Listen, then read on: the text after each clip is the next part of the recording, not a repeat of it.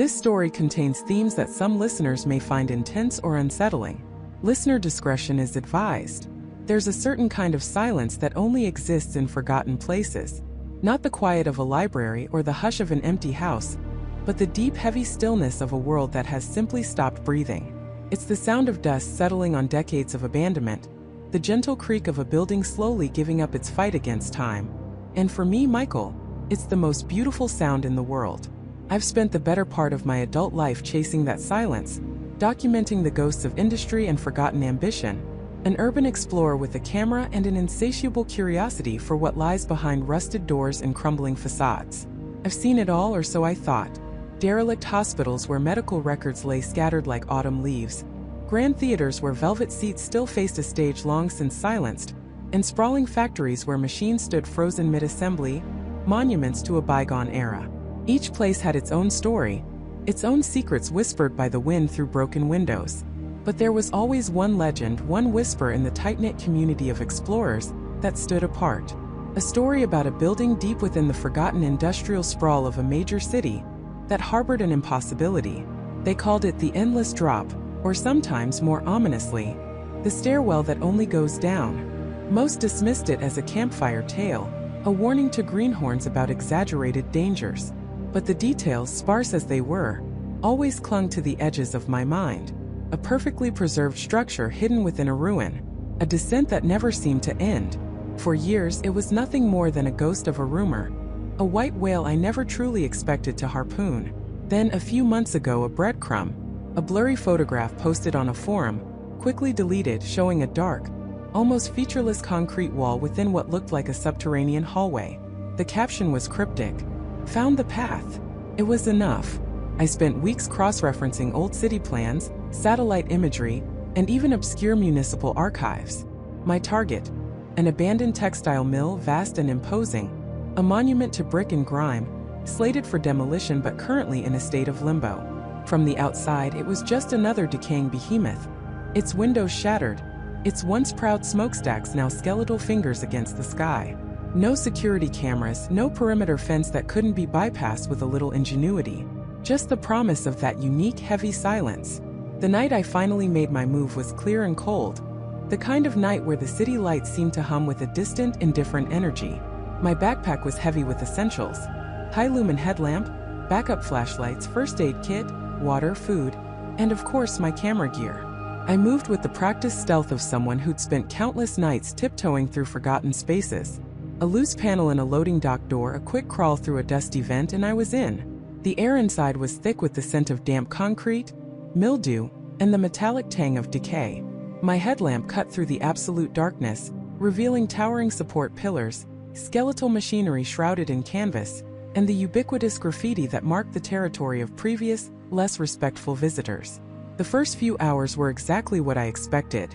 Floors upon floors of empty manufacturing space, offices with overturned desks and scattered paperwork, a cafeteria where tables still stood as if waiting for a lunch rush that would never come.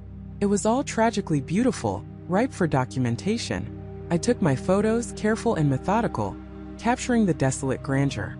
But as I explored, a growing unease began to settle in. This building was too quiet.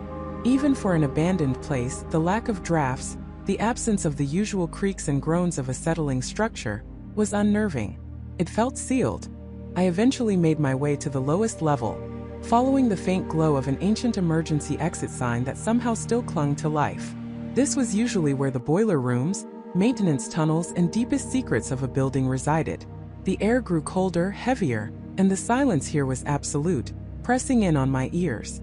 I found myself in a network of narrow, concrete corridors, identical and disorienting. After what felt like an hour of navigating this subterranean maze, my headlamp beam caught something unusual. Not a broken pipe or a collapsed ceiling, but a door. A plain steel door, painted a faded industrial gray, set flush into the concrete wall. It looked utterly unremarkable, yet it felt different. Too solid, too clean. My heart began to pound with a familiar mix of adrenaline and anticipation. This wasn't just another utility closet. I tried the handle. Locked, of course, but the lock looked old, corroded. A few swift, calculated kicks, and the rusted mechanism groaned. then gave way with a jarring clang that echoed endlessly in the profound stillness. I pushed the door open, bracing myself for another dark, forgotten room. What I saw wasn't a room at all. It was a stairwell. A concrete stairwell, perfectly ordinary in every respect. Steel handrails, non-slip treads, a single bare bulb hanging from the ceiling, casting a weak, yellowish glow that barely pushed back the encroaching darkness. It looked like any service stairwell in any old building. Except for one thing, it only went down. There was no landing above me, no indication of where it might have started. Only a continuous, unbroken descent into the gloom below. The air here was even colder, shockingly fresh, almost sterile, completely devoid of the musty decay that permeated the rest of the mill. It smelled faintly of ozone and something else. Something metallic like distant, clean machinery. This stairwell was immaculate. No dust, no cobwebs, no graffiti. The concrete walls were smooth, unblemished. It was as if this section of the building existed outside the ravages of time that had consumed everything else above. I hesitated, my flashlight beam piercing the darkness ahead. The rumor. The impossible stairwell. Could this really be it? Every instinct screamed at me to turn back, to leave this impossible place. But the explorer in me, the insatiable curiosity, was a stronger force. I took a deep breath, adjusted my headlamp, and stepped onto the first tread. The sound of my boots on the concrete was unnaturally loud in the silence. 1 step, 2 steps. I started descending slowly, cautiously, my camera ready. The stairs spiraled down, seemingly identical, floor after floor. I counted them, at first out of habit, then out of a growing sense of unease. B1, B3. There were the standard floor markers, small faded plaques on the wall at each landing. But after B10 the numbers kept going. B11, B12, B15. I passed what felt like dozens of landings, each one identical, each one leading only further down. My initial excitement morphed into a chilling apprehension. How many basements could a textile mill possibly have? Most buildings had 1, maybe 2. A few very deep ones might hit B5 or B6 for specialized equipment. But I was well past B20 now. The air was getting noticeably colder, a dry, penetrating cold that seeped into my bones. The silence was becoming oppressive, a physical weight in my ears. I stopped, shining my light back up. The spiral disappeared into the darkness above, an endless tunnel stretching upwards, just as it stretched downwards. There was no sound from above, no hint of the world I'd left behind. I pulled out my phone. No signal. Of course, I hadn't expected one this deep, but the complete absence felt like a final severing. I was alone, truly alone. The descent continued. B25, B80, B35. The numbers were starting to lose all meaning. My legs were growing tired, but a strange compulsion, a primal fear mixed with an overwhelming need to understand, kept me going. How far down could it go? Or more terrifyingly, how far down does it go? I looked into the abyss below, my headlamp beam swallowed by the inky blackness. The stairwell, perfectly preserved, stretched on, an impossible silent maw leading into the unknown. And I was in it, descending into a mystery far deeper than I could have ever imagined. I took a deep breath, the air surprisingly fresh, devoid of the stale, metallic tang of the abandoned mine above. Each step I took echoed faintly, a lonely percussion in the vast emptiness. The spiral was relentless, the stone steps worn smooth in the center, as if countless feet had trod this path before me. Yet the mine above had been untouched for decades, perhaps centuries. My headlamp cut a narrow tunnel of light, illuminating only the immediate few steps ahead and a small arc of the perfectly fitted stone walls. Beyond that, the darkness was absolute, a tangible presence that seemed to press in on me, eager to reclaim the small space I had carved out with my beam. I tried to keep track. 1 step, 2, 3. My initial plan was to count every 100 steps, then estimate the descent. But after the first few hundred, the rhythm began to blur. The sameness of the descent, the endless spiral, the identical stone blocks, started to play tricks on my mind. Was I going faster? Slower? Had I missed a 100-step mark? My focus drifted, then snapped back as I nearly stumbled. No, I had to stay sharp. This wasn't just a hike. This was an exploration into an unknown void. The air, initially fresh, began to change subtly. It wasn't stale, but it grew heavier, cooler, carrying a faint, earthy scent I couldn't quite place. Not damp soil, not sulfur, but something ancient, like undisturbed rock that had never seen the light of day. My breath plumed faintly in the beam of my headlamp. I checked my watch. Almost an hour had passed. I estimated I must have descended thousands of feet by now. The sheer scale of it was mind-boggling. Who builds a stairwell that goes this deep, with no apparent purpose, no branching tunnels, no landings? Just down, down, down. A shiver, not entirely from the cold, ran down my spine. The silence was profound, broken only by my own breathing and the soft scrape of my boots on the stone. It was a silence that felt old, a silence that had waited for eons to be disturbed. I paused for a moment, switching off my headlamp, just to experience the absolute, crushing darkness. It was unlike any dark I had ever known. No ambient light, no distant glow from the surface, not even the faint reflections of my own eyes. It was a void, a complete absence of light that felt like a physical pressure against my eyeballs. I quickly flicked the lamp back on, the sudden burst of light almost painful, a small defiant beacon against the encroaching nothingness.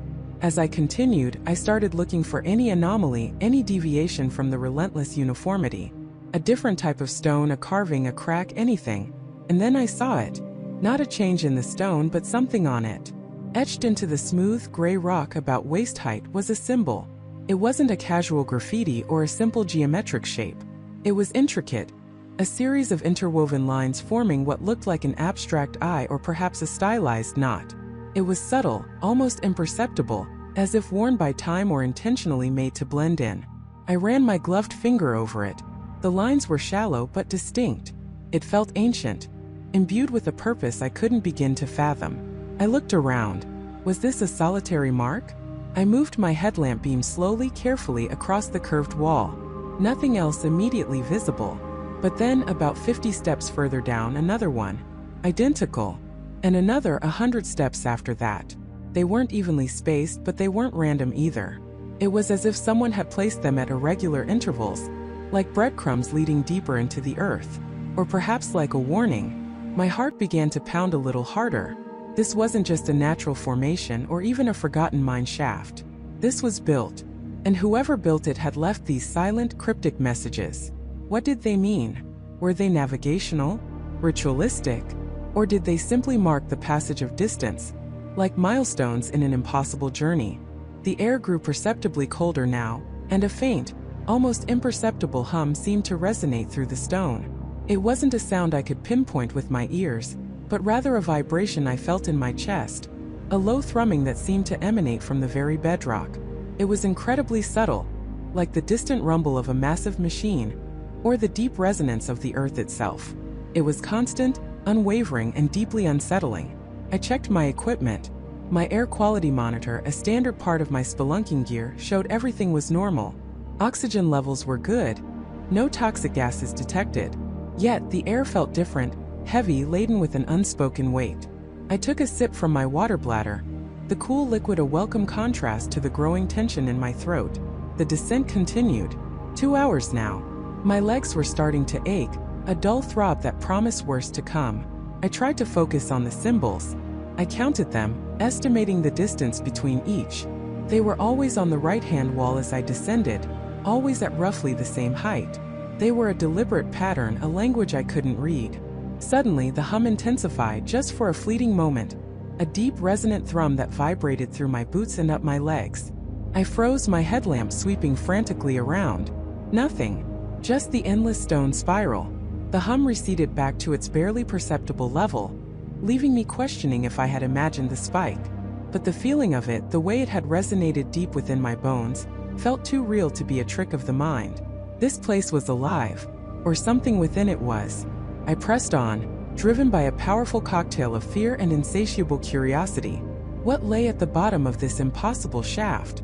What kind of civilization, what kind of minds would construct such a thing? And why the secrecy? Why bury it beneath an abandoned mine, hidden from the world? The symbols continued, appearing with unnerving regularity. I tried to sketch one in my small waterproof notebook, but my hand trembled slightly, and the intricate lines were difficult to replicate in the dim, focused light. I settled for taking mental notes, committing the general form to memory. They felt ancient, yet alien, not resembling any known human script or iconography I was familiar with. Hours blurred into a singular, monotonous descent. My concept of time, of distance, began to warp. I ate an energy bar, forcing myself to take a short break, leaning against the cold stone wall, trying to conserve my diminishing battery life on my primary headlamp. I switched to my backup, a slightly dimmer but still powerful beam. The thought of my lights failing down here in this absolute darkness was a chilling one. I checked my altimeter. It had surpassed any reasonable expectation. Thousands of feet, tens of thousands. The device, usually reliable, flickered sometimes, as if struggling to comprehend the depth, or perhaps as if struggling with some subtle electromagnetic interference. The air was now distinctly cold, and my breath condensed visibly with every exhale. The faint hum was a constant companion, a deep, resonant drone that seemed to be growing in intensity, almost imperceptibly, with every 100 steps. Then a new observation. The stone, while still gray, began to show a faint, almost imperceptible sheen. It wasn't polished, but it had a subtle luminescence, a dull, inner glow that seemed to absorb the light from my headlamp rather than reflect it. It was like looking at polished obsidian, but gray and somehow deeper. The symbols, too, seemed to shimmer on this new surface, as if they were not just etched, but somehow part of the stone itself, integrated into its very structure. My mind raced, trying to process these changes. The air, the temperature, the hum, the stone, the symbols. Each element was subtly shifting, evolving, guiding me deeper into a mystery that felt less like an archaeological dig, and more like an encounter with something utterly beyond human comprehension. I continued my descent, my legs burning now, my mind a tangled knot of wonder and apprehension. The stairwell stretched on, an endless spiral of ancient stone, pulling me further and further from the world above.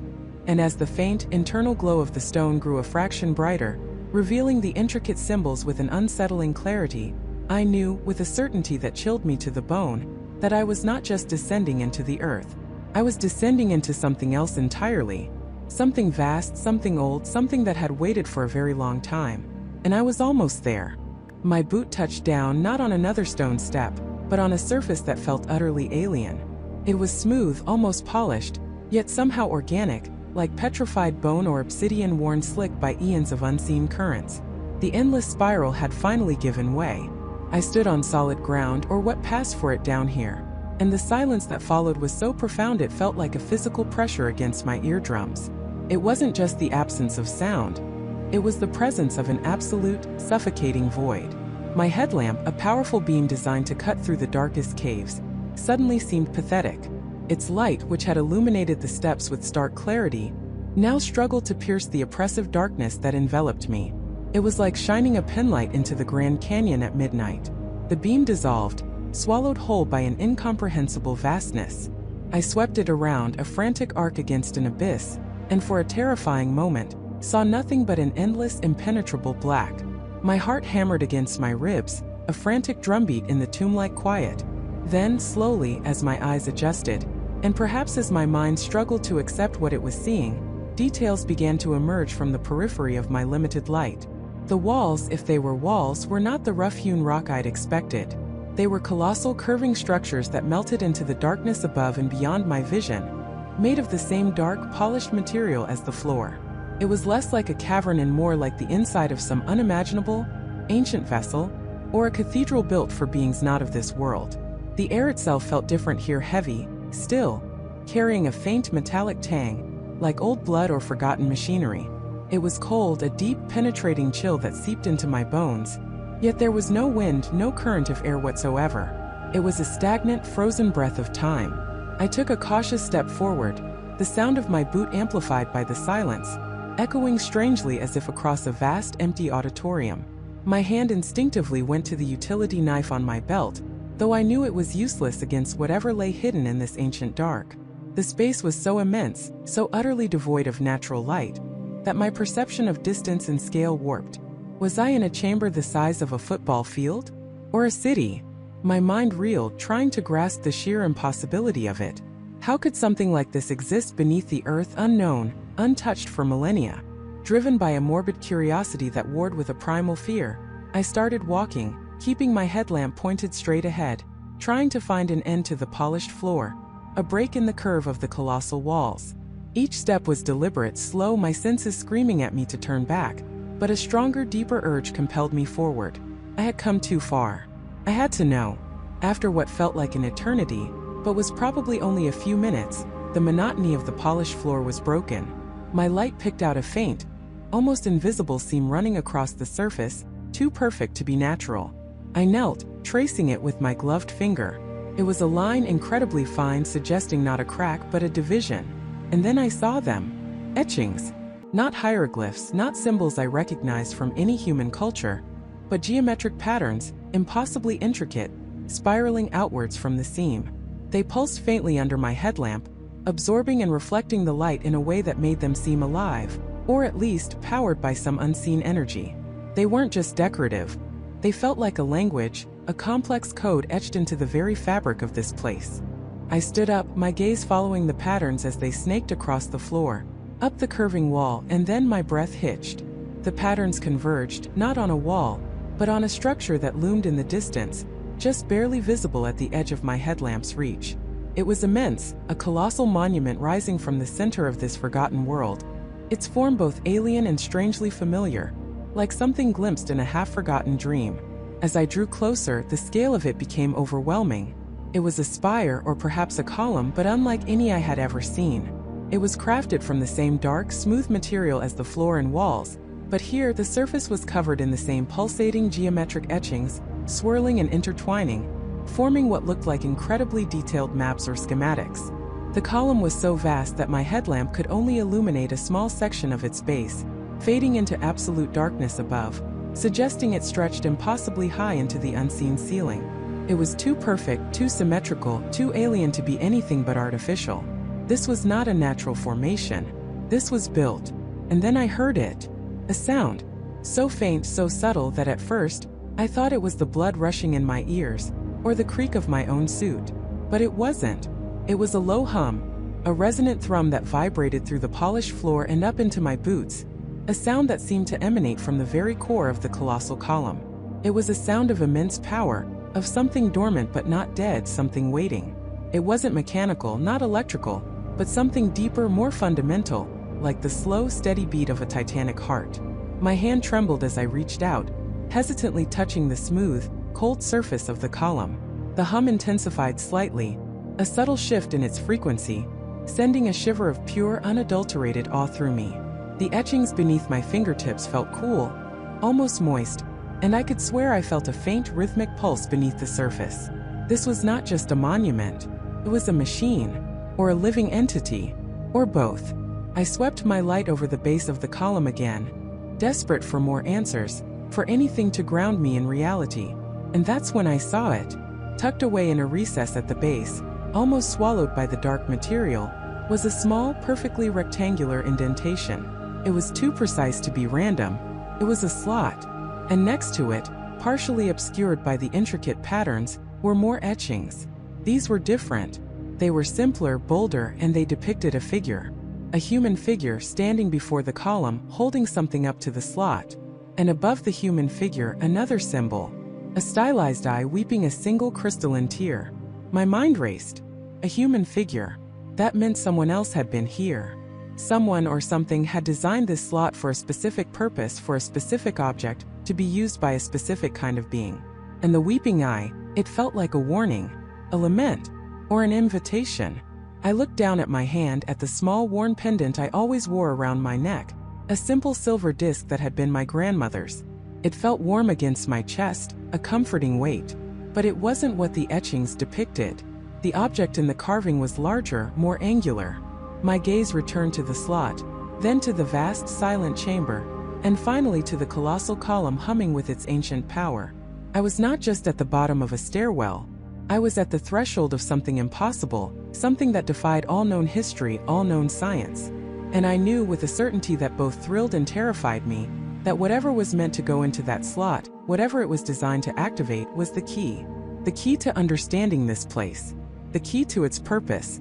And perhaps the key to its immense, unimaginable power. But what was it? And where was it?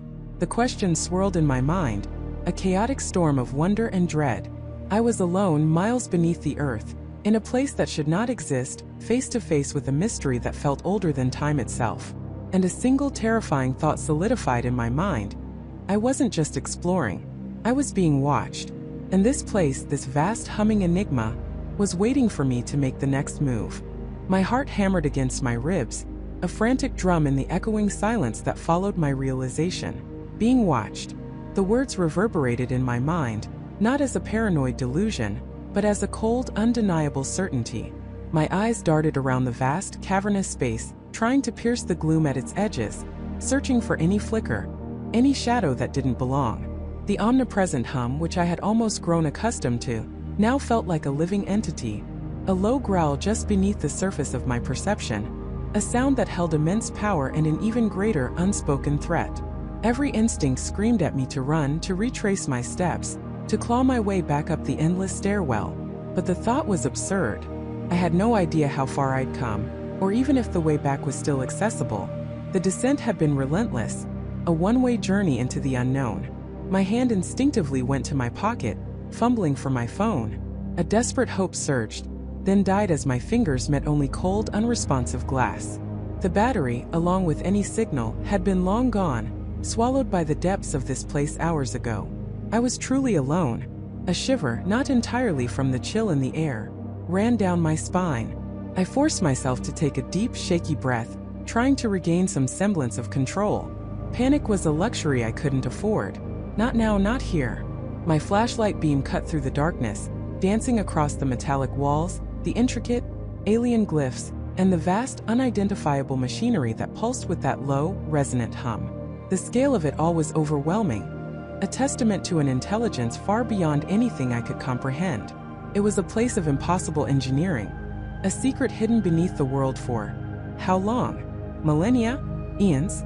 The feeling of being watched intensified, a prickle on the back of my neck, a sense of eyes boring into me from the periphery. I spun around, sweeping the beam across the empty space behind me, but found nothing. Just the endless, featureless walls and the deep, silent shadows. Was it a trick of the light? My own mind playing games in this oppressive isolation? Or was there actually someone lurking just beyond the reach of my vision? I forced myself to move forward one cautious step at a time. Staying still felt like an invitation, a challenge. The floor beneath my boots felt solid, yet somehow resonant, as if the entire structure vibrated with the hum. I kept my gaze fixed ahead, but my senses were hyper-alert, straining to catch any sound, any movement. The air itself felt heavy, charged with an unspoken energy. Then I saw it. Not a creature, not a person, but something far more unsettling. Tucked away in a recess of the wall, almost swallowed by the shadows, was a small, crude drawing. It wasn't one of the intricate glyphs that adorned the main structure. This was different. This was human. My heart leaped into my throat. I rushed forward, the beam of my flashlight locking onto the image. It was etched into the cold metal, not with precision tools, but with something sharp and rudimentary. The drawing depicted a stick figure, undeniably human, standing at the base of what looked like a long, winding staircase. Above the figure, a series of eyes, simple ovals with dots for pupils, were crudely drawn, staring down. And beneath the stick figure, almost hidden by a slight abrasion in the metal, was a single universally recognized word, scrawled with desperate urgency. Help! My blood ran cold. This wasn't just an ancient, abandoned place. Someone else had been here. Someone human. And they had been terrified. The implications crashed down on me, heavy and suffocating. Who was this person? How long ago had they been here? And what had happened to them? The drawing, so simple yet so profound, was a scream frozen in time. The eyes above the figure, they mirrored the exact sensation I had been feeling for the past few minutes. The feeling of being watched. I traced the etched lines with a trembling finger, a profound sense of dread washing over me. This wasn't just a mystery anymore. It was a warning, a desperate plea from someone who had walked this path before me. I looked around, the vastness of the chamber suddenly feeling less like a marvel and more like a tomb. The hum now seemed to throb with a sinister rhythm, a heartbeat of something ancient and indifferent. I noticed something else just below the drawing, a small metallic object, barely visible against the dark wall. I knelt, my flashlight beam illuminating it. It was a dog tag, military issue, tarnished with age and grime but still readable. My breath hitched. I picked it up, cleaning off the dirt with my thumb. The name etched into the metal was clear. David Miller. Below it, a service number, and then OPOS. Blood drained from my face. David Miller. An American name. A soldier, perhaps? What was a soldier's dog tag doing deep beneath the earth, beside a desperate plea for help and eyes watching from the dark? This wasn't some ancient civilization's forgotten temple. This was something far more recent, far more chilling. My mind raced, trying to piece together this impossible puzzle. Had David Miller been part of some expedition? A rescue mission?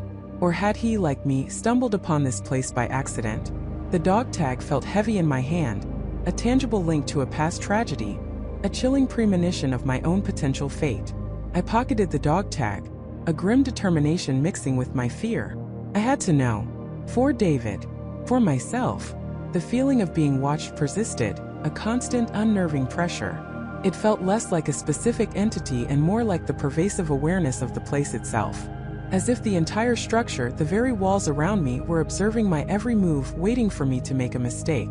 I continued my slow, deliberate exploration, my flashlight beam sweeping across the alien architecture.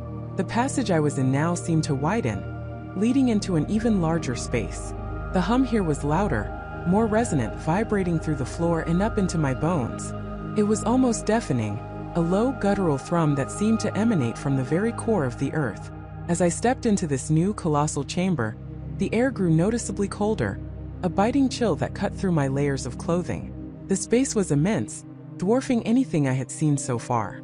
It felt less like a constructed room and more like a natural cavern, but one that had been meticulously carved and shaped by an unseen hand. The walls here were not metallic, but rather a smooth, obsidian-like rock, polished to a reflective sheen. And embedded within this dark, gleaming rock were countless tiny, glittering points of light, like stars in a subterranean sky. My gaze was drawn to the center of the chamber. There, rising from the floor like some monstrous organic growth, was a colossal spire. It wasn't made of rock or metal, but of something I couldn't identify. It pulsed with a faint, internal luminescence, a soft, ethereal glow that cast long, dancing shadows across the obsidian walls. And from this spire, the hum resonated with a terrifying, almost unbearable intensity. It was the source. This immense, glowing spire was the heart of the entire humming enigma. As I drew closer, a strange sensation washed over me. It wasn't just cold. It was a profound emptiness, a void that seemed to suck the warmth and sound from the air around it. The glittering points in the obsidian walls seemed to intensify, reflecting the spire's light, creating a dizzying, hypnotic display. My head began to ache, a dull throb behind my eyes, and a strange pressure built in my ears. I felt a sudden sharp pain in my hand. I looked down, startled. The skin on my palm was unnaturally pale, almost translucent. And then, as I watched in horror, a faint, shimmering outline of the dog tag I had just pocketed seemed to appear on my skin, as if it were being absorbed, branded onto me. The air around the spire crackled with an invisible energy, and the humming intensified to a deafening roar, shaking the very ground beneath my feet. The feeling of being watched was no longer a sensation. It was a presence. A distinct, immense, and utterly alien presence that filled the entire chamber, pressing down on me. I felt small, insignificant, utterly exposed. The glittering points in the obsidian wall seemed to resolve into countless, unblinking eyes, all focused on me. And the spire, pulsing with its unearthly light, seemed to awaken, its hum now a resonant, intelligent vibration that spoke of ancient power and unimaginable depths. I was no longer just exploring. I was trapped, caught in the gaze of something incomprehensible, something that had waited patiently in the dark, deep beneath the world, for someone to finally descend. And now it had found me. A chilling stillness descended, not just in the air around me, but deep within my very bones. The words replayed in my mind, a silent, primal scream. It had found me. My flashlight, that steadfast beam of defiance against the crushing dark, seemed to dim, its powerful LED struggling against an unseen force that absorbed light, swallowing it whole. The shadows around me weren't merely passive absences of light. They pulsed, shifted, gathering a density that felt almost physical, like a suffocating blanket woven from pure dread. My breath hitched, a desperate gasp for air that felt suddenly thin, metallic on my tongue. Every nerve ending in my body screamed, a cacophony of terror that threatened to shatter my composure. I tried to move, to scramble back, to do anything but stand frozen in that awful, silent confrontation, but my muscles refused to obey. It was as if an invisible weight pressed down on me, pinning me to the cold, unforgiving metal of the stairwell. The gaze wasn't a pair of eyes I could see. No spectral form or monstrous silhouette. It was something far more insidious, a profound, all-encompassing awareness that had settled upon me, piercing through my skin, my bones, my very thoughts. I felt utterly exposed, laid bare, my entire existence scrutinized by something ancient, something that had witnessed eons pass in this subterranean abyss. It wasn't hostile in an aggressive, predatory way, but rather with an unnerving, impersonal curiosity, like a cosmic scientist observing a particularly interesting specimen. And I was the specimen. Panic, cold and sharp, began to claw at the edges of my rational mind. I fumbled for my radio, my fingers clumsy, numb with fear. The device felt heavy, useless. I pressed the transmit button, my voice a strangled whisper. Hello? Is anyone there? Only the familiar hiss of dead air answered me, a mocking reminder of my utter isolation. The static seemed louder, more insistent, as if it too were a part of the entity's oppressive silence. A white noise designed to drown out any hope of connection to the world above. The air grew colder, a bone-deep chill that seeped into my marrow, yet I felt a strange internal heat, a feverish flush of adrenaline and terror. My heart hammered against my ribs, a frantic drumbeat in the tomb-like silence. I squeezed my eyes shut for a moment, desperate to escape the feeling of being watched, to break free from the invisible shackles that held me. When I opened them again, the stairwell seemed different. The metallic walls, once solid and unyielding, now appeared to subtly ripple, like water disturbed by an unseen current. The dark, grimy concrete steps seemed to stretch and contract at the periphery of my vision, a disorienting illusion that made me question my own perception. Was this real? Was the entity manipulating my senses? Or was I finally succumbing to the crushing psychological pressure of this impossible descent? A whisper, faint and indistinct, brushed against the edges of my hearing. It wasn't a sound I could pinpoint, not a voice, but a fleeting impression of something vast and ancient attempting to communicate. It was like trying to grasp smoke, a thought that wasn't mine, a profound sense of age and waiting. My mind reeled, struggling to process the impossible. I was an explorer, a man of science, of logic. This defied everything I knew, everything I believed. I took a shaky step backward, then another, my instincts screaming at me to retreat, to flee from this incomprehensible presence. But the very act of moving felt like wading through thick, unseen treacle. Each step was an immense effort, my legs heavy, unresponsive. I tried to turn, to climb back up, to escape the crushing weight of that unseen gaze. But the stairs above me seemed to blur into an infinite ascent, an impossible climb. It was as if the path I had taken to get here had simply ceased to exist, replaced by an endless, featureless void that stretched upwards into an unreachable ceiling. The stairwell truly only went down. A wave of despair washed over me, cold and debilitating. I was trapped, utterly, irrevocably trapped. The initial thrill of discovery, the adrenaline of exploration, had long since evaporated, replaced by a raw, primal fear.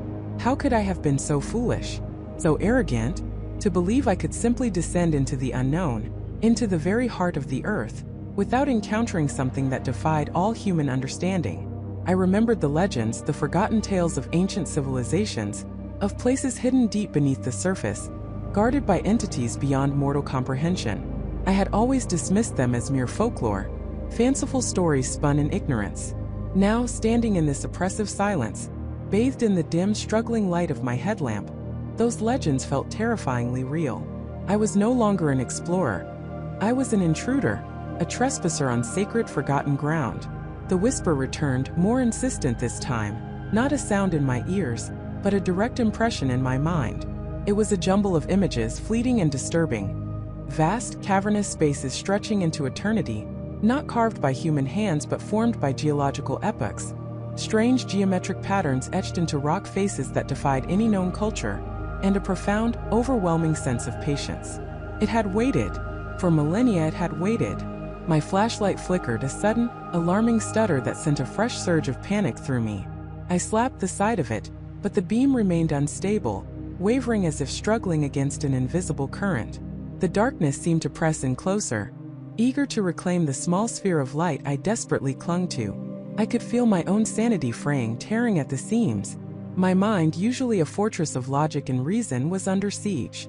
I squeezed my eyes shut again, trying to clear my head, to ground myself in reality.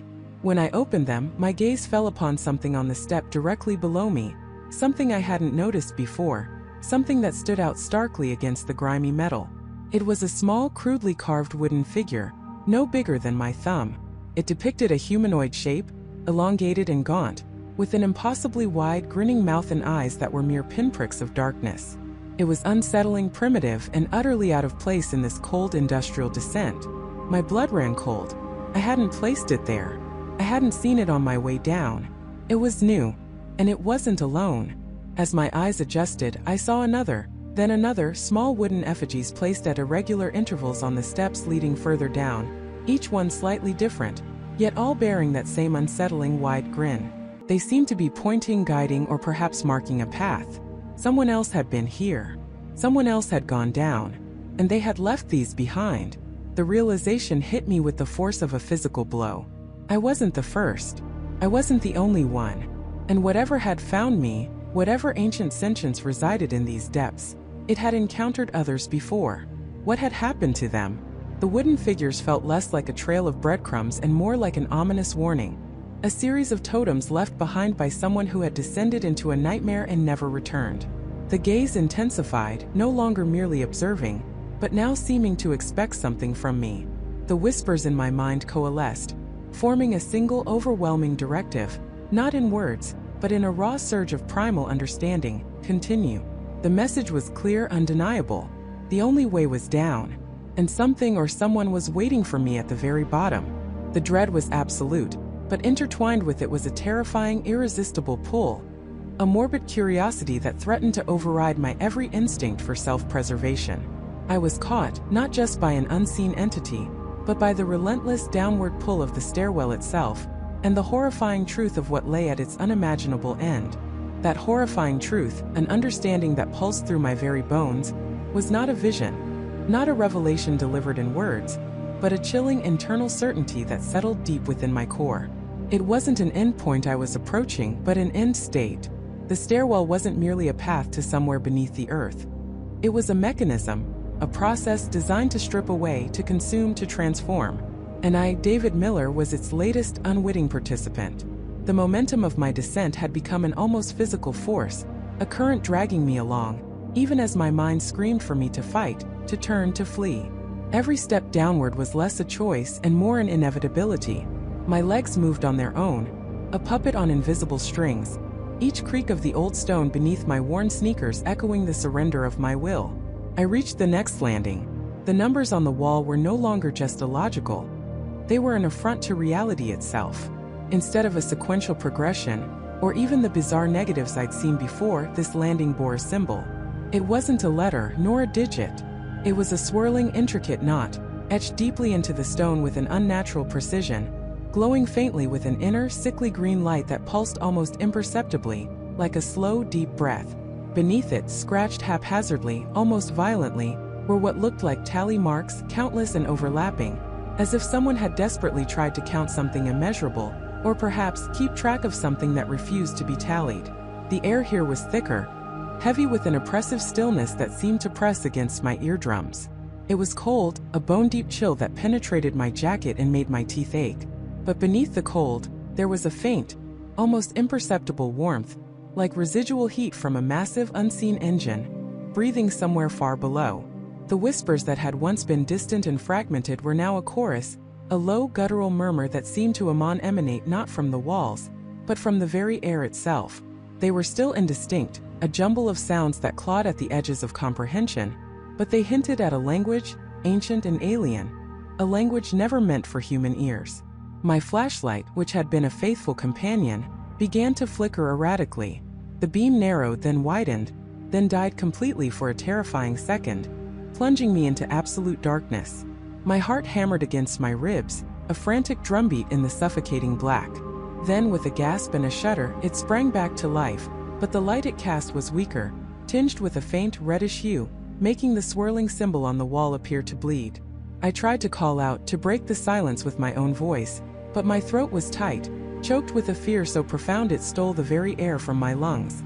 I was alone, utterly and completely alone, in a place that defied every natural law I knew. A place that felt less like a structure and more like a living predatory entity. As I hesitated, my gaze fell to the floor of the landing. There, nestled against the base of the wall, half obscured by dust and shadow, was something small, familiar, and utterly out of place. My breath hitched. It was a tarnished silver locket, no bigger than my thumb, intricately engraved with a delicate rose pattern. My grandmother, Sarah, had given it to me when I was a child. Inside, barely visible through the grime, was a faded, sepia-toned photograph of a younger me, no older than 7, grinning gap-toothed at the camera. A gasp tore from my lips, a ragged, desperate sound. How could it be here? This locket had been tucked away in a box in my childhood bedroom, miles and years away from this impossible place. My hand trembled as I reached for it, my fingers brushing against the cold metal. It was real. It was undeniably mine. A wave of nausea washed over me, a sickening realization that clawed at my sanity. The stairwell didn't just exist outside of normal space and time. It was connected to me. It knew me. It was drawing from my memories, my past, pulling fragments of my life into its impossible depths. This wasn't a random descent into an unknown abyss. This was personal. This was a trap crafted specifically for me. The whispers intensified, no longer a murmur but a rising tide of sound that seemed to converge on me, pressing in from all sides. And then for the first time I heard a word, clear and resonant, though it wasn't spoken aloud. It was a thought, planted directly into my mind, vibrating in the very marrow of my bones. Welcome. The word was not benevolent. It was a chilling affirmation, a possessive declaration. It wasn't a greeting. It was an acknowledgement of ownership. My blood ran cold. The unseen entity, the force that had been subtly guiding me, was no longer subtle. It was here in my head, a parasitic presence that had burrowed its way into my consciousness. My mind reeled, grasping for an explanation, any shred of logic in this nightmare. The stairwell, the numbers, the impossible depths, the stolen memories, the invasive presence. It all clicked into place with a horrifying clarity. The unimaginable end wasn't a destination at the bottom of the stairs. It was the destination of myself. This stairwell was a conduit, a funnel. It wasn't leading me to a physical location, but to a state of being, a dissolution. It was designed to strip away everything that made me me. My memories, my identity, my very essence. The tally marks on the wall weren't a count of floors, but perhaps a count of those who had gone before, those who had been absorbed, transformed, or utterly erased. The thought sent a jolt of terror through me, revitalizing my dormant will. No, I wouldn't let it. I wouldn't surrender. I tried to turn, to force my feet to ascend, to defy the relentless pull. I dug the heels of my sneakers into the stone, my muscles screaming in protest. But it was like trying to walk upstream against a powerful current. My body felt heavy, sluggish, as if gravity itself had intensified, pinning me to the downward path. The walls around me seemed to pulse with that sickly green light, the stone appearing to breathe, expanding and contracting with a slow, rhythmic beat. The air grew even heavier, thick with an almost tangible pressure that squeezed my chest, making it difficult to draw breath. The whispers coalesced, no longer just a word, but a resonant hum that reverberated through my skull, subtly altering my perceptions, blurring the edges of my reality. My vision swam. The familiar contours of the stairwell twisted and warped, the straight lines of the banister seeming to curve in impossible ways, the angles of the landing shifting, defying geometric sense. I clutched at the cold stone railing, my knuckles white, trying to anchor myself to something real, something solid. But even the railing felt strange, its surface rough and uneven, as if it were changing beneath my touch. Panic, cold and absolute, began to consume me. It wasn't just fear for my life, but fear for my very soul, my very existence. The stairwell wasn't just taking me down, it was taking me apart. Piece by piece, memory by memory, thought by thought, it was dismantling me, preparing me for whatever lay at its true, terrifying end. I could feel it, a subtle loosening of my grip on my own mind, a blurring of the lines between my thoughts and the invasive presence that now hummed within me. My name, David Miller, felt distant, almost alien. My past, once a solid foundation, began to crumble. The faces of my loved ones, my parents Emily and Michael, my friends, becoming indistinct, their voices fading into the cacophony of whispers. I was falling not just physically down the stairs but mentally, spiritually. My identity, my sense of self was dissolving. being absorbed into the stairwell's impossible depths. And as I stumbled forward, forced onward by a power far greater than my own failing will, I knew with a certainty that chillingly superseded all fear, that the unimaginable end was not a place I would arrive at, but a state I would become. I was transforming, becoming part of the stairwell, part of its ancient, hungry mechanism, losing myself to the horrifying truth of what it truly was. The cold, hard truth settled in my bones, not as a thought, but as a chilling, undeniable sensation. My very essence was being drawn out, siphoned away, not by some external force, but by the very structure I was trapped within. The stairwell wasn't just a path. It was a living, breathing entity, and I was its next meal. My fear, once a sharp, piercing pain, now felt like a dull ache, a constant drain that fueled the descent. Each step wasn't just physical. It was a surrender of a piece of myself. My skin felt like it was thickening, becoming rough and unyielding, mirroring the ancient stone walls. My own breath, once warm and vital, now felt cold, like the air I exhaled was already part of the subterranean chill. I tried to speak, to scream, to assert my humanity, but my voice was a rasp, thin and reedy, swallowed almost immediately by the oppressive silence. It was as if the stairwell itself was absorbing the sound, taking it as another offering. Panic, though muted by the encroaching numbness, still clawed at the edges of my mind. I was Michael, I told myself. My name was Michael. I had a life, a home, friends, a family. I forced myself to recall Emily's face, her bright smile, the sound of her laughter. But the images were fading, like old photographs bleached by the sun. Her eyes, once so vivid, were becoming indistinct. Her hair, once a cascade of warm brown, was blurring into a monochrome haze. The stairwell was stealing not just my present, but my past, dissolving the memories that defined me. I gripped the rough railing, my knuckles white, trying to anchor myself to something real, something that wasn't part of this monstrous descent. But even the railing felt different now, less like metal, more like a calcified extension of the wall itself, cold and indifferent.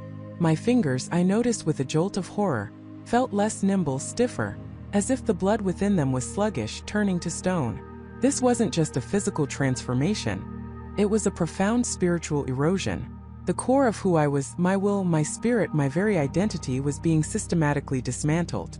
I was becoming an echo, a shadow, a mere component in the stairwell's endless downward journey. What was its purpose? What did it gain from this slow, agonizing consumption? A whisper, faint and insidious, seemed to slither up from the depths below me. It wasn't a voice I recognized, but it carried an echo of profound despair, a resonance that vibrated with my own burgeoning terror. Let go, it seemed to sigh. It's easier. I recoiled, shaking my head violently, trying to dislodge the insidious suggestion. No, I wouldn't let go. I wouldn't become another nameless, faceless victim absorbed into this nightmare. But the thought had planted itself, a dark seed of resignation, and it began to sprout. The idea of simply ceasing to be, of allowing the stairwell to finish its work, held a perverse, terrifying allure. It promised an end to the struggle, an end to the fear, an end to the being. But then a flicker, a defiant spark in the encroaching darkness. A memory stronger than the rest surged forward. Emily's hand in mine, warm and reassuring. Her voice, clear and strong, telling me she believed in me. This wasn't just about me anymore. It was about her. If I vanished, if I simply became part of this stone tomb, what would she think? What would she feel? The thought ignited a fresh surge of adrenaline, a desperate, primal refusal to yield. I pushed forward, forcing my leaden legs to take another step and another. My eyes, though heavy, scanned the walls, the ceiling, the floor, searching for any anomaly, any crack, any deviation from the relentless spiral. There had to be an exit. There had to be a way out. This couldn't be all there was. The air grew heavier, thick with the scent of damp earth and something else, something metallic and ancient, like stale blood or rust. It clung to my throat, making each breath a struggle. The light, which had always been dim, now seemed to be actively receding, pulling away from me, leaving me in a perpetual twilight that deepened with every turn. I could barely make out the steps ahead, relying more on the feel of the cold stone beneath my worn shoes than on sight. As I descended further, the whispers intensified, no longer a single voice, but a cacophony of faint, overlapping murmurs. They were like distant echoes of forgotten conversations, snippets of fear, regret, and sorrow. Were these the remnants of others who had fallen victim to the stairwell? Were their essences still trapped here? Their consciousnesses fractured and scattered amongst the stone? The idea was infinitely more horrifying than simply dying. It was a fate worse than death, an eternal fragmented existence within this cold, dark prison. I stumbled, my knee buckling, and instinctively reached out, my hand scraping against the wall. The stone felt different here, subtly warmer, almost pulsating with a faint, low thrum that I could feel in my fingertips. It wasn't a natural warmth, it was an internal heat, like a slow, deep breath. The stairwell was alive, truly terrifyingly alive. And as my hand rested against that throbbing section of the wall, a horrifying realization, like a shard of ice, pierced through the fog of my deteriorating mind. The stairwell wasn't just consuming me, it was feeding. It wasn't merely a prison but a digestive system. Each descending step, each flicker of hope extinguished, each memory lost, each fragment of fear and despair was sustenance. It was extracting something vital, something intangible, from every soul that dared to descend. What was it extracting? My mind raced, desperate to grasp this new terrifying understanding. It wasn't just life force, not just physical energy. It was something deeper, something uniquely human. Our capacity for hope, our memories, our very consciousness. It was stripping away what made us, not to destroy us, but to use us. I could feel it now, the subtle pull, like an invisible current flowing from my chest into the stone. It was a draining sensation, not painful in the conventional sense, but profoundly unsettling, like watching my own reflection slowly fade from a mirror. My thoughts, once a torrent, were becoming sluggish, fragmented. I struggled to hold on to a single idea, to formulate a coherent plan. The descent continued, relentless and unforgiving. I was losing track of time, of the number of steps, of the turns. Was it minutes? Hours? Days? The concept of time itself was becoming meaningless here, dissolved into the eternal downward spiral. My fear, though still present, was evolving. It was no longer the sharp, acute terror of being trapped, but a deeper, more existential dread. A fear of what I was becoming, of what I was being used for. I imagined countless others before me, each one a slow, agonizing meal for this monstrous structure. Their whispers, their fading memories, their fragmented consciousnesses, all absorbed, all contributing to the stairwell's ancient, hungry mechanism. Was I destined to join them, to become another spectral voice in the cacophony? Another forgotten echo in the stone? The air grew colder again, a bone-chilling dampness that seeped into my marrow. My limbs felt heavy, each movement an immense effort. My mind, once so sharp, now felt like a sieve, unable to hold on to coherent thoughts for long. I knew I was losing the fight, that the stairwell was winning. But even as the last vestiges of my independent thought seemed to slip away, a desperate, primal instinct flared. I had to fight. I had to resist. Even if it was futile, even if my resistance was just another flavor for the stairwell to savor, I couldn't simply surrender. Not yet. Not while a single spark of Michael remained. But the spark was dimming, flickering like a dying candle in a relentless wind. The murmurs from the walls grew louder, more insistent, weaving themselves into a strange, hypnotic chant. They spoke of rest, of peace, of an end to the struggle. They promised oblivion, a release from the terror, a final absorption into the vast, ancient consciousness of the stairwell itself. It was a tempting offer, a seductive lullaby in the face of insurmountable despair. And for a moment, a terrifying, fleeting moment, I almost gave in. I almost let go. Then through the haze, a new sensation, a slight vibration, a subtle shift in the very fabric of the stairwell itself. It wasn't a physical movement, but a deeper, resonant hum that seemed to originate from the very core of the earth below. It was a sound that spoke of immense power, of ancient mechanisms stirring, of something vast and incomprehensible awakening. The stairwell was not merely consuming, it was preparing for what I couldn't fathom, but the implications were infinitely more terrifying than anything I had imagined so far. I was not just a meal, I was a component, and the unimaginable end was not just a metaphorical state, but a literal destination, a final chamber where the stairwell's true, horrifying purpose would be revealed. And I was almost there. Every step felt like a descent into a deeper, more profound form of silence, yet it was simultaneously filled with an unbearable pressure, an unseen force that pressed down on my very being. The air grew heavy, thick with an unseen density, and the familiar chill of the stairwell began to morph into something else entirely. a cold that seemed to leach warmth directly from my bones, an unnatural sterile cold that spoke not of damp stone, but of vast empty spaces. The rhythmic, almost mechanical thrumming that had been a faint background noise for what felt like centuries began to intensify, growing louder, more resonant, vibrating through the very soles of my worn shoes. It wasn't the sound of grinding gears anymore, but a deep sonorous hum, like the heart of some colossal ancient machine beating slowly, relentlessly beneath the earth. I could feel it in my teeth, in my chest, a low-frequency rumble that threatened to dislodge something fundamental within me. My mind, already frayed at the edges, struggled to reconcile this new sensory assault with the crushing certainty of my impending doom. The spiral continued, but the walls seemed to recede, the ceiling stretching impossibly high above me, lost in a perpetual gloom. The single faint, shimmering light source that had always been just out of reach, always above, now seemed to pulsate with the thrumming, casting long, wavering shadows that danced like specters around me. Then the final turn. It wasn't a sudden drop or a grand archway, but a widening, a slow, deliberate opening of the spiral into a vast circular chamber.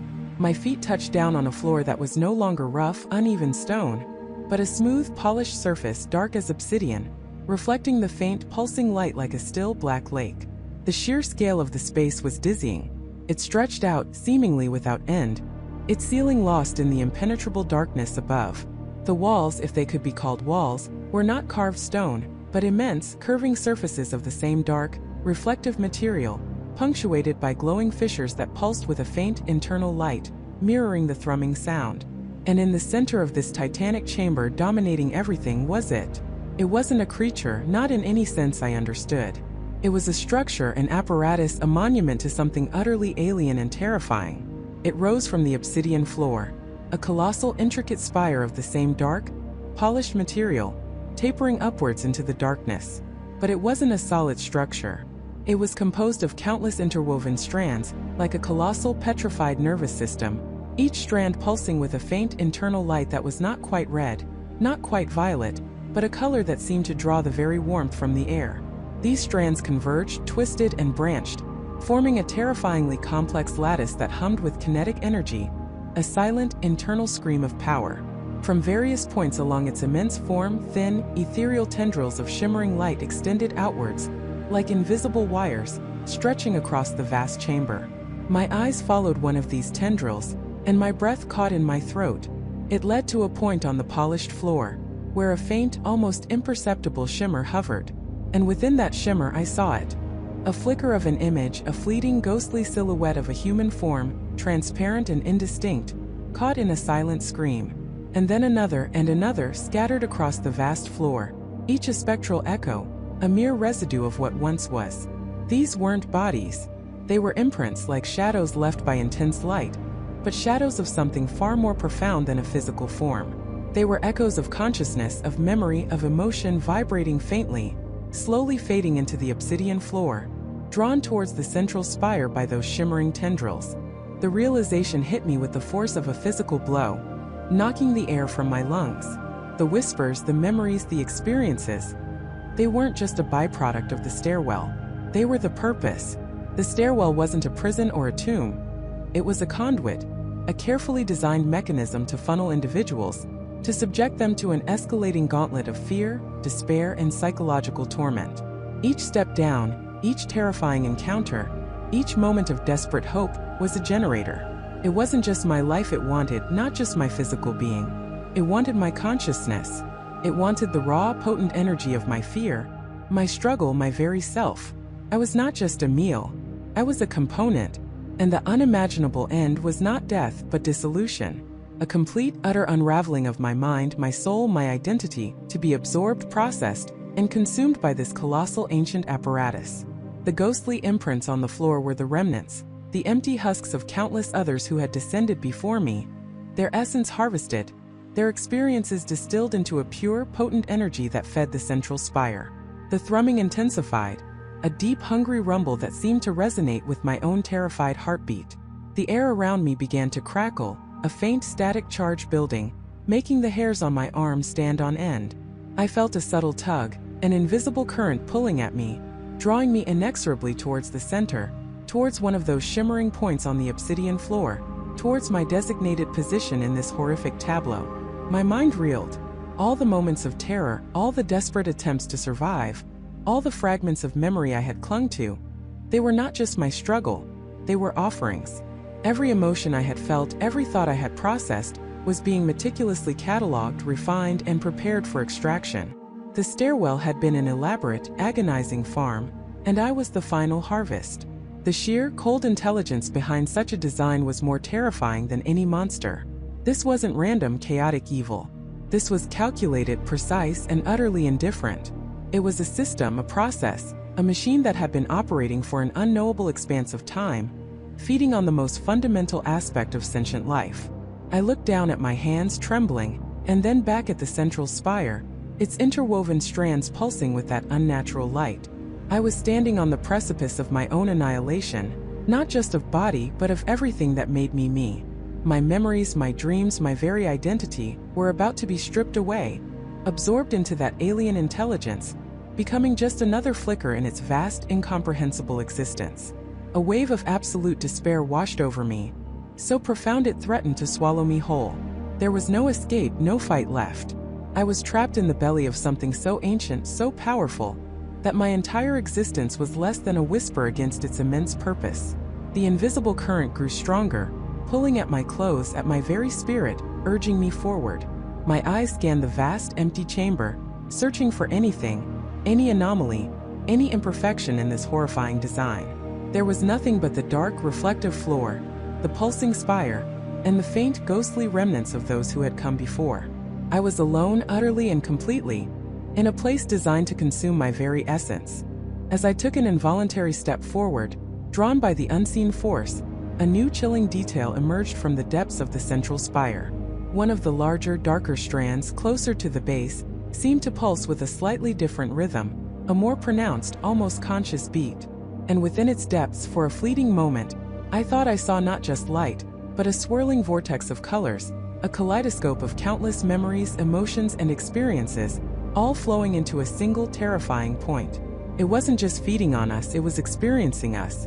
It was becoming a vast, composite consciousness, built from the stolen lives of everyone who had ever descended the stairwell. And I was next. The realization hit me like a physical blow, stripping away every last shred of denial, every desperate hope I had clung to. It wasn't a metaphor. It was a terrifying, undeniable truth. I wasn't just lost, I wasn't just trapped. I was being harvested. My consciousness, my memories, my very self were dissolving into this monstrous collective, a nutrient for its terrifying growth. The chilling whispers that had haunted me, the fleeting visions, the inexplicable cold, they weren't random psychological torment. They were the entity's tendrils probing, weakening, preparing. A primal scream tore through my throat, but it was soundless, swallowed by the oppressive void. My heart hammered against my ribs, a frantic drumbeat against the encroaching silence. Every nerve ending screamed, every instinct roared for escape. But where? The stairwell was an infinite maw, its walls now seeming to pulse with a faint internal light, a sickly green luminescence that made the shadows dance like hungry specters.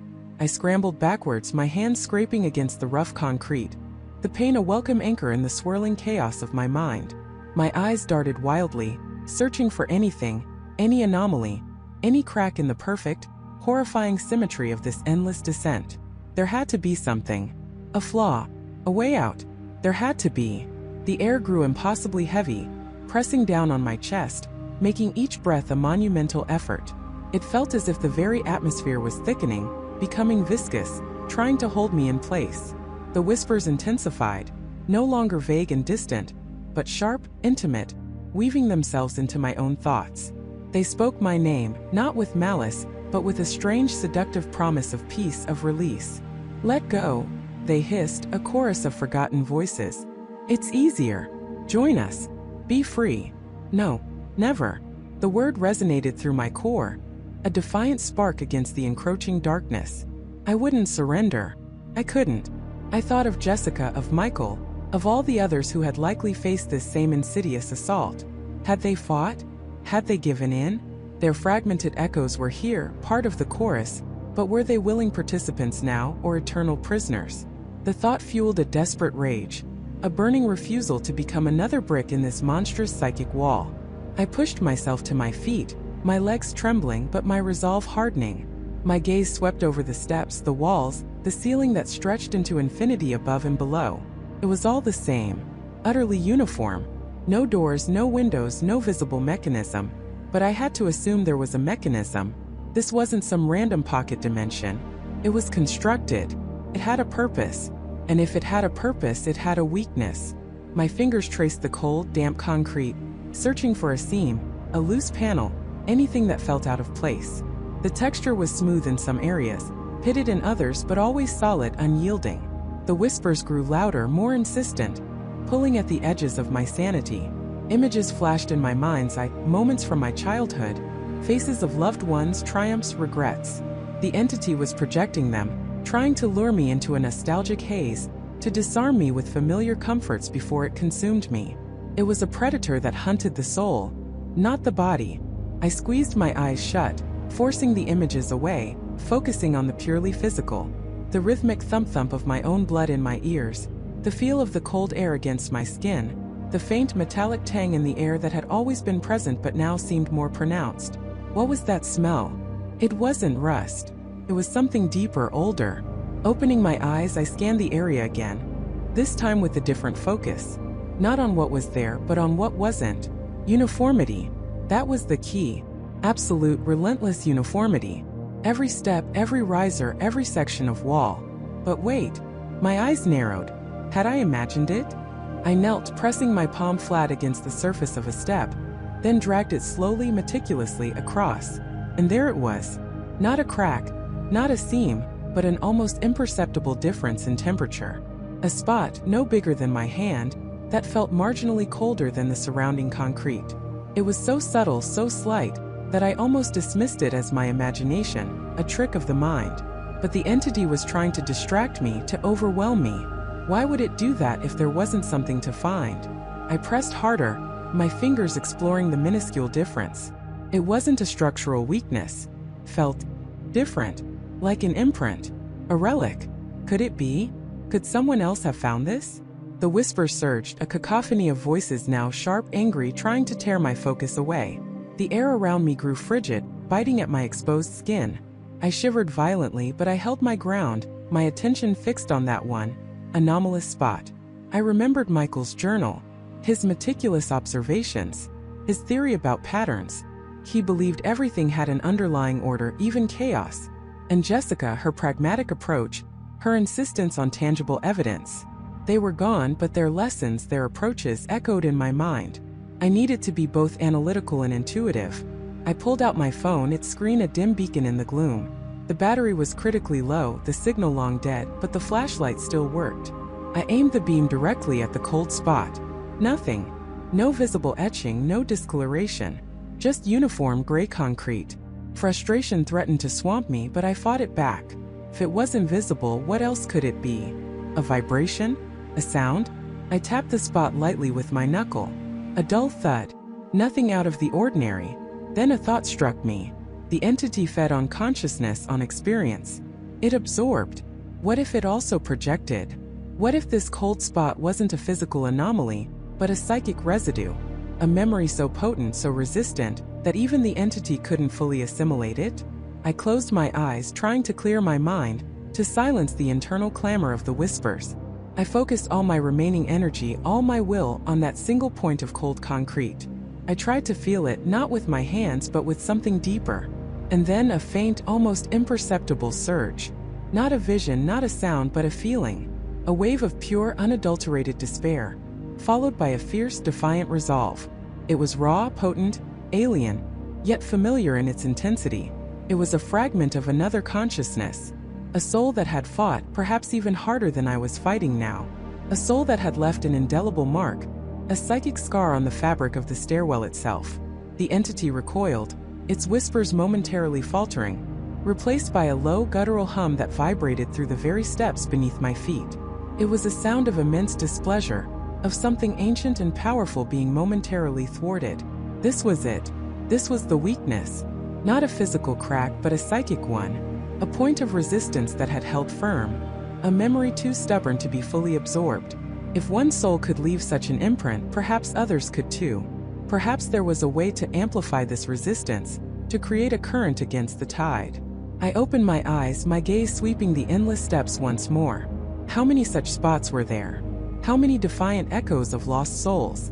And how could I use them? The entity was already recovering, its oppressive presence pressing in once more, the whispers returning with renewed venom. It knew I had found something. It would not let me explore it further. The very structure of the stairwell seemed to groan, the air growing heavy with static electricity. The faint green light pulsed faster, casting grotesque, shifting shadows that seemed to reach for me. I could feel its immense, composite mind focusing on me, a thousand eyes boring into my very being. It was trying to crush me, to overwhelm me with its sheer scale and power. But I had found a flicker of defiance, a ghost of resistance. And in that flicker, a desperate, terrifying plan began to form. If this entity fed on consciousness, perhaps it could also be choked by it. Not by my own, but by the combined, unleashed agony and defiance of all those it had consumed. It was a long shot, a desperate gamble, but it was the only shot I had. I had to find a way to unleash the psychic storm trapped within its own belly, to turn its stolen power against itself. And to do that, I needed to understand the nature of these psychic imprints. I needed to find more of them, and I needed to do it before I became just another whisper in its endless, hungry chorus. The cold spot beneath my hand was a beacon, a single defiant note in a symphony of despair. I had to follow it. I had to find the melody. The cold spot beneath my hand was a beacon, a single defiant note in a symphony of despair. I had to follow it. I had to find the melody. My fingers traced the icy patch on the ancient stone, a stark contrast to the clammy, oppressive air. It wasn't just cold, it felt alive. A faint thrum vibrated beneath my palm, a resonance that seemed to hum with a desperate, silent plea. I pushed off the wall, my legs aching, but a renewed sense of purpose surged through me, overriding the exhaustion. This wasn't just about survival anymore. It was about understanding, about fighting back. I moved slowly, deliberately, my hand pressed against the wall, following the subtle trail of colder spots. They weren't obvious. Sometimes it was just a fleeting chill, other times a more pronounced drop in temperature that sent shivers up my arm. The stairwell seemed to resist, its oppressive atmosphere thickening around me. The whispers, which had been a constant, insidious drone, now intensified, growing louder, more insistent. "Give up, Michael. There's no way out. Just rest forever. Join us, become one." Their voices were a cacophony of agony and resignation, a chorus of lost souls trying to pull me into their endless sleep. I gritted my teeth, forcing myself to focus on the cold. It was my anchor, my single point of truth in this maddening illusion. I imagined each cold spot as a faint echo, a dying ember of someone's consciousness fighting against the encroaching darkness. And I was following their trail, hoping it led to a fire, not just more ash. The pattern began to emerge, not as a straight line, but a winding, almost organic path. It spiraled inward subtly along the curvature of the stairwell, leading me deeper, not just in terms of physical descent, but into what felt like the very heart of this monstrous place. My breath hitched as I realized something profound. The cold spots weren't just random points of trapped despair. They were markers, a breadcrumb trail left by those who had resisted, however briefly, before fading. Suddenly, the cold intensified dramatically. Not just a patch, but a larger area, radiating an almost painful chill. It was centered on a section of the wall that looked no different from any other, yet felt profoundly alien. I ran my hands over the rough stone, searching. The whispers here were deafening, a swirling vortex of anguish and terror that threatened to tear my mind apart. I could almost see the faces of the lost, their eyes wide with unspoken horror. Jessica's face flashed in my mind, then David's, then Emily's. I shook my head, trying to clear the visions, to hold on to my own identity. My fingers brushed against a faint, almost invisible seam. It was incredibly subtle, hidden beneath centuries of grime, and the stairwell's own insidious camouflage. I pressed harder, testing it. There was a slight give, a barely perceptible shift beneath my touch. Hope, sharp and desperate, pierced through the layers of my despair. This wasn't just a wall. It was a door. Or a panel. Something hidden. With newfound adrenaline, I pushed, scraped, and clawed at the seam. The stone was unyielding, but I refused to give up. The cold emanating from it grew stronger, a focused beam of pure, concentrated chill. It was as if the stairwell itself was fighting back, trying to keep its secret buried.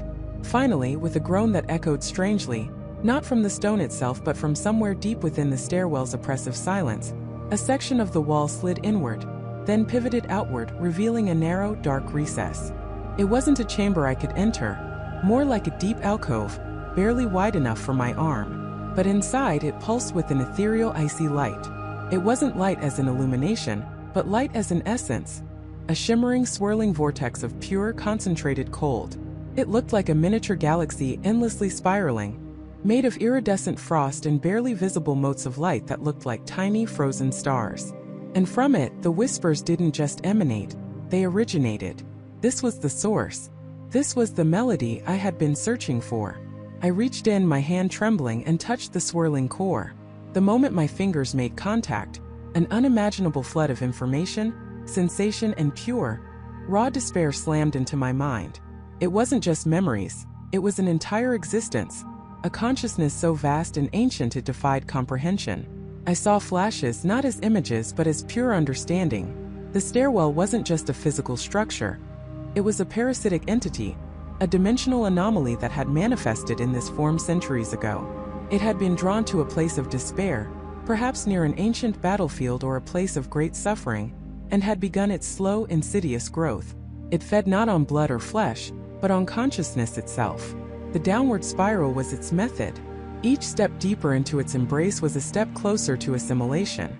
The endless descent wasn't random. It was designed to induce hopelessness, isolation, and resignation. These emotions, these final desperate thoughts, were its sustenance. The souls, the individual consciousnesses, were slowly, excruciatingly, drawn into its core, their memories and identities stripped away, their essence absorbed. They became part of its own vast, hungry mind, adding to its power, its eternal empty existence. The cold spots I had been following? They were the last, defiant flickers of individuality, the final moments of resistance before complete absorption. They were the most potent concentrations of a soul's struggle, the final scream before silence. I felt Jessica's terror as she realized her fate, David's desperate longing for his family, Emily's quiet despair as she gave up hope. I felt them within the vortex, not as distinct entities, but as faint echoes dissolving into the whole. The stairwell was a collector, a devourer of minds, building itself from the shattered fragments of human experience. And the melody I had sought was the agonizing, drawn-out process of assimilation, the collective, fading song of countless lives being woven into its monstrous chorus. The beacon I had felt beneath my hand wasn't just one person's resistance. It was a confluence of many, a localized instability within the stairwell's own being, a tiny, furious rebellion from within its depths. The realization was a punch to the gut, stealing my breath. I wasn't just lost, I was food. And I was on the verge of becoming another whisper in its endless, hungry chorus. The entity, the stairwell, it knew I was there, touching its core. A wave of intense mental pressure, like a physical force, tried to push me away, to crush my mind. The whispers became a unified roar, 1,000 voices screaming for me to surrender. But amidst the terror, amid the overwhelming despair and the crushing weight of countless absorbed consciousnesses, I saw something else. A flaw, a weakness. The stairwell, in its endless hunger, was not perfect. Its assimilation process, while powerful, was not absolute. The beacon I had found, the concentrated cold of resistance, was not just a symbol of defiance. It was an anomaly within the entity itself. The sheer volume of consciousnesses it had absorbed, the conflicting desires, fears, and hopes, created tiny pockets of instability, like eddies in a vast, silent ocean. The core, the shimmering vortex, was where these instabilities were most pronounced. It was the point of greatest power, but also the point of greatest internal conflict. The stairwell was trying to maintain its monstrous unity, but the echoes of the strong-willed, the defiant, the truly desperate, created a localized dissonance. If I could amplify that dissonance, that internal resistance, if I could somehow focus the collective defiance of those trapped within, I might be able to disrupt the assimilation process. Not destroy the stairwell, perhaps, but at least create a momentary surge, a shockwave that could momentarily destabilize its grip. It was a desperate, insane idea, born of terror and a flicker of hope. My hand, still pressed against the icy vortex, felt not just the chill of despair, but the faint, furious thrum of defiance. It was a primal scream, an echo of what was left of all those who refused to truly fade. I had to find a way to tap into that, to give it a voice, to make its melody not one of sorrow but of rebellion. It would be my only chance. My mind raced, trying to piece together a plan from this horrifying revelation. I had to find a way to focus this resistance, to make this beacon burn brighter, to unleash a wave of pure, concentrated defiance from the very heart of the stairwell. And I had to do it before I, Michael, became just another silent note in its endless hungry song. The clock was ticking, and the stairwell was already tightening its grip, its whispers turning into a final suffocating embrace. The whispers were no longer just echoes, they were a cacophony, 1,000 voices screaming and crying and laughing in a desperate endless loop. The air grew heavy, thick with the scent of forgotten moments and stale regret. The stairwell was closing in, not physically but spiritually. It was trying to drown me in the overwhelming tide of its collective misery, to make me just another forgotten face in its ever-expanding gallery of suffering. But I wouldn't let it. I couldn't let it. The clock was ticking, and the stairwell was already tightening its grip, its whispers turning into a final suffocating embrace. I clutched Sarah's locket, its cold metal a grounding presence in the swirling chaos. The art of the stairwell. That was the phrase that kept reverberating in my mind, a riddle wrapped in an enigma. What was it? Was it the intricate carvings, the shifting architecture, the way it warped time and space? No, it had to be more profound, more insidious. The stairwell wasn't just a structure. It was a hungry, sentient entity, and its sustenance was human despair. Its art was the exquisite way it crafted and curated that despair, twisting memories into eternal torment. I began to descend, not blindly but with a newfound purpose. Each step was deliberate, a defiance against its pull. I revisited the echoes of the others, David's regret over his son, Emily's yearning for a life unlived, Jessica's desperate search for her father, Ethan's guilt over his choices. These weren't just random victims, they were pieces of a grand macabre mosaic. The stairwell had taken their most potent emotional vulnerabilities and sculpted them into an endless, self-sustaining narrative of suffering. It fed on the narrative of regret, not just the raw emotion. As I descended, the stairwell seemed to fight back. The steps would suddenly vanish, replaced by gaping chasms of darkness. Illusions of my own past flashed before my eyes. The argument with my father I regretted never resolving, the missed opportunities, the moments of cowardice. It was trying to ensnare me in my own personal art project, to weave my regrets into its tapestry. But I pushed through. I acknowledged the pain, but I refused to let it define me. I held onto the locket, focusing on Sarah, on the possibility that her original intent, however twisted it became, might still hold a key. Then I saw it. Not another flight of stairs, but a clearing. It wasn't a room, not exactly. It was more like a vast circular chamber, its walls shimmering with an ethereal light that pulsed with all the colors of human emotion. And on these shimmering walls I saw them. Countless figures, translucent, flickering like old projections. They were the souls trapped here, their faces frozen in expressions of sorrow, anger, confusion, and endless longing. Each figure was connected to a swirling vortex of light and shadow, a personalized loop of their darkest memories, playing out eternally. This was the gallery. This was the stairwell's art. In the center of this terrifying gallery, suspended in the air, was a single immense glowing orb. It pulsed with a dark, hungry energy, drawing in the light from the projections, feeding on the despair of the trapped souls. This was the heart of the stairwell, its core, the engine that powered its endless descent. It was beautiful in a grotesque, terrifying way, a masterpiece of suffering. I understood then. Sarah hadn't intended to create this monster. She had been a grief-stricken artist, trying to preserve memories, to create a space where the past wouldn't be lost. But the raw, potent energy of her own profound loss, combined with the abstract concept of a structure that could hold all memories, had somehow taken on a life of its own. It had become corrupted, a parasitic entity that twisted preservation into imprisonment, memory into torment. The locket, her locket, was a remnant of her original, pure intent. My hand trembled as I raised the locket. It began to glow faintly, reflecting the shimmering light of the gallery.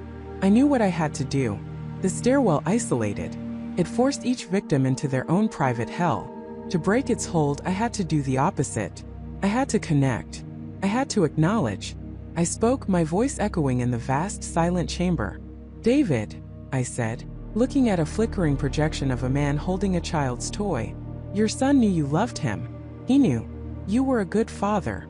The figure flickered, its expression momentarily softening, a ripple passing through its loop of torment. "Emily," I turned to another, a woman gazing at a wedding dress. "You lived a full life. You loved fiercely. Your choices were yours and they were enough." Another ripple. "Jessica," I looked at the girl searching for her father. "He's not lost. He lives in your heart. You carry him with you." A tear seemed to form on the spectral cheek.